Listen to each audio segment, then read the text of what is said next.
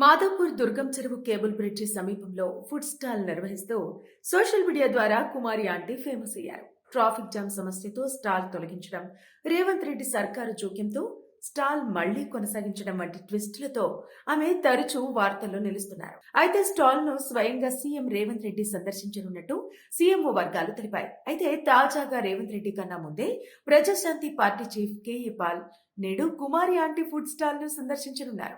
ఇప్పటికే KA Paul కుమారి ఆంటీకి తన సపోర్ట్ ఉంటుందని ప్రకటించిన విషయం తెలిసిందే. ఇక ఫుడ్ స్టాల్ మళ్లీ తెరుచుకోవడంపై కుమారి ఆంటీ స్పందిస్తూ 13 ఏళ్ల నుంచి స్ట్రీట్ ఫుడ్ నిర్వహిస్తున్నానని తెలిపారు. నోటీసులు ఇవ్వకుండానే తొలగించాలనడంతో 50,000 రూపాయల ఫుడ్ వేస్ట్ అయిందని, తనలాంటి చిన్న స్ట్రీట్ ఫుడ్ హోటళ్లపై సీఎం స్పందించడం గొప్ప విషయమన్నారు కుమారి ఆంటీ.